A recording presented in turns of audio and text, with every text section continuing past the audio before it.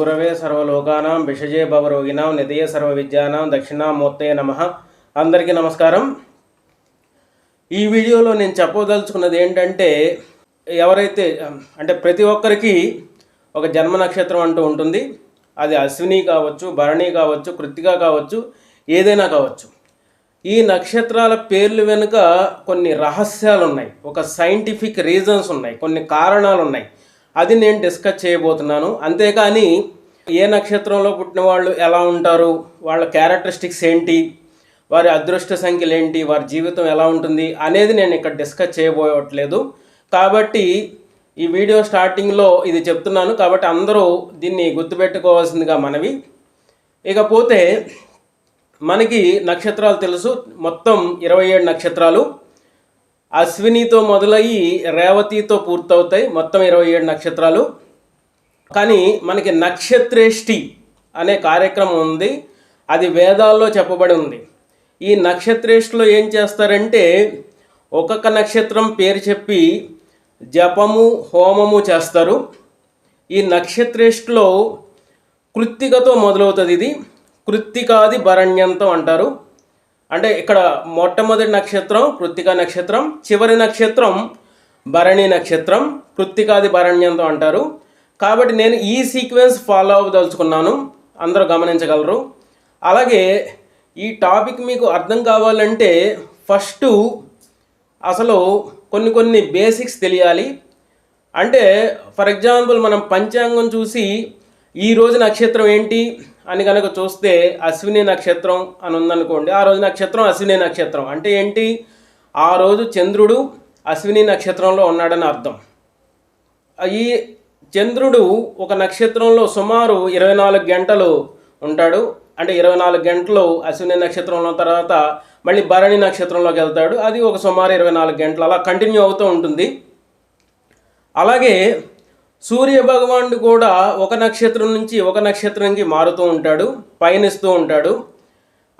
సూర్య భగవానుడు ఏ నక్షత్రంలో ఉన్నాడో దాన్ని బట్టి కార్తెలు అంటారు. అంటే ఫర్ ఎగ్జాంపుల్ సూర్య భగవానుడు రోహిణి నక్షత్రంలో ఉంటే అప్పుడు రోహిణి కార్తె అవుతుంది. అలాగే సూర్య భగవానుడు కృత్తిక నక్షత్రంలో ఉంటే కృత్తిక కార్తె అవుతుంది. అలాగా మనకి కార్తెల పేర్లు వచ్చినాయి. ఇప్పుడు మనం విషయంలోనికి వస్తే కృత్తిక నక్షత్రంలో స్టార్ట్ చేస్తా అన్నాను.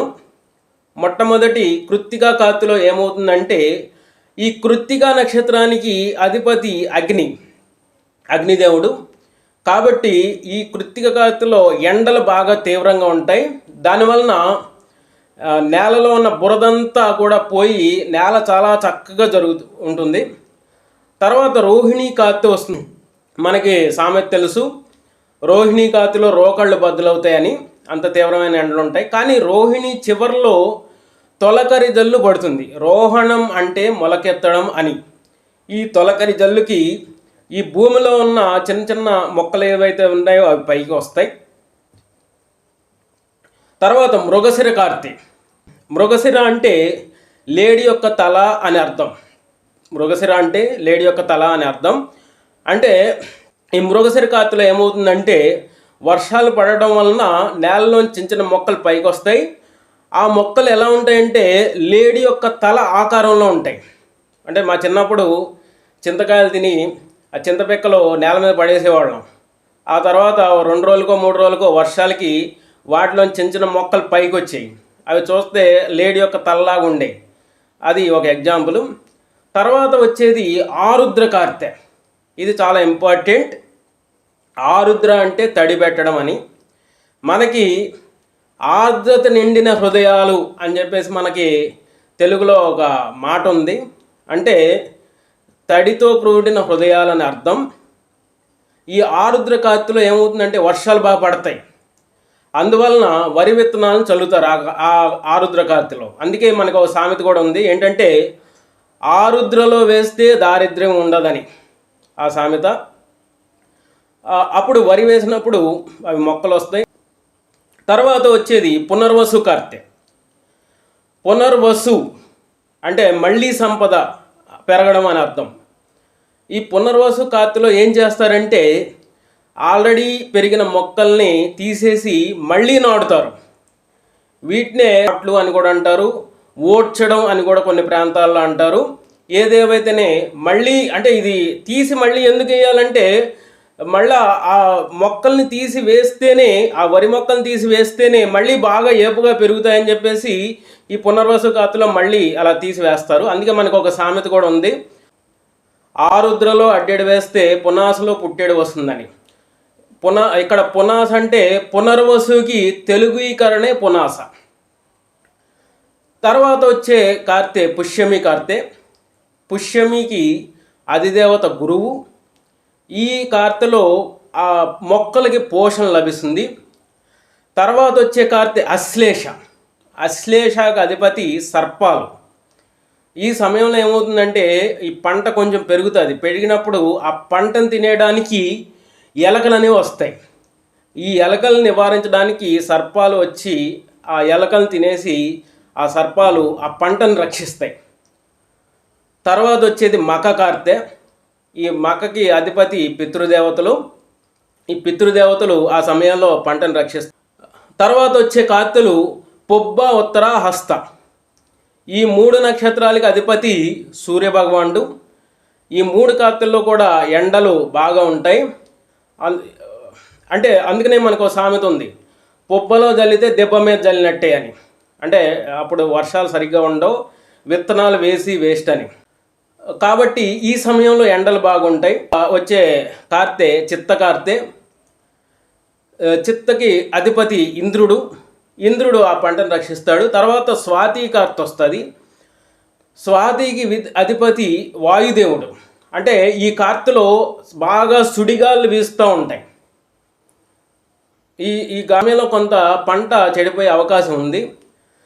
తర్వాత వచ్చేది విశాఖ కార్తె. విశాఖకి అధిపతి ఇంద్రాగ్నులు. అంటే ఈ సమయంలో కొంచెం పిడుగులు పడే అవకాశం ఉంది. ఈ పిడుగుల వలన కొంత సుడిగాళ్ళు అవే నివారించబడతాయి. విశాఖ నక్షత్రానికి వేదాల్లో ఇంకొక పేరు రాధా నక్షత్రం అని. ఈ రాధని అనుసరించి వస్తుంది కాబట్టి నెక్స్ట్ వచ్చే నక్షత్రానికి అనురాధ అని పేరు. మనకి ఒక సామెత ఉంది ఏంటంటే, ఉత్తర చూసి ఎత్తర గంప, విశాఖను చూసి విడవర కొంప అని. అంటే ఉత్తరాఘాతలో వర్షాలు పడవు, సరే ఏదో పడతాయని హోప్స్ పెట్టుకొని చూస్తూ ఉంటే తర్వాత హస్తాఘాతలో కూడా పడవు, తర్వాత చిత్తాఘాతలో కూడా పడలేదు, తర్వాత స్వాతిఘాతలో కూడా పడలేదు, ఇంకా విశాఖఘాతలో అసలు పడవు. కాబట్టి నీకున్న మూటాముల్లే సర్దుకొని వేరే ఊరు వెళ్ళిపో, నువ్వు రైతువైతే ఇంకా అక్కడ ఉండి ఆ ఊళ్ళో ఉండి అనవసరం, వేరే ఏదైనా పని చేసుకో అని దాని అర్థం. తర్వాత అనురాధ నక్షత్రం. తర్వాత జ్యేష్ఠ కార్తె. దానికి అధిపతి ఇంద్రుడు. అప్పుడు కూడా పంట పోషింపబడుతూ ఉంటుంది. తర్వాత వచ్చే మూల, పూర్వాషాఢ, ఉత్తరాషాఢ కార్తెల్లో కొంచెం ఎండలు ఉంటాయి. తర్వాత శ్రవణ కార్తెలో ఏమవుతుందంటే ఈ పంట ఏదైతే ఉందో కోసి ఆరబెడతారు. తర్వాత ధనిష్ట కార్తె. అప్పుడు అష్టవశువులు వారు ఆ పంటను రక్షిస్తారు.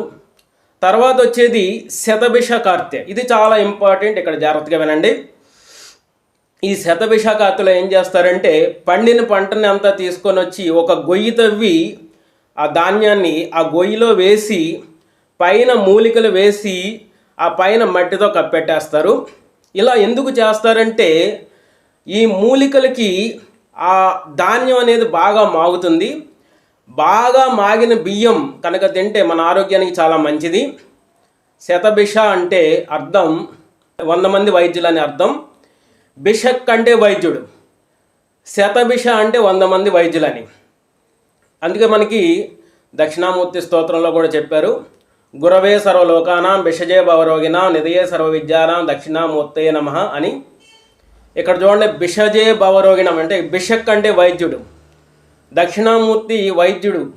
అంటే ఏ రోగాలకి ఆయన వైద్యం చేస్తాడు అంటే భవరోగిణాం, బిషజే భవరోగిణాం అంటే భవరోగాలకి, సంసారం అనే రోగాలకి వైద్యం చేస్తాడు.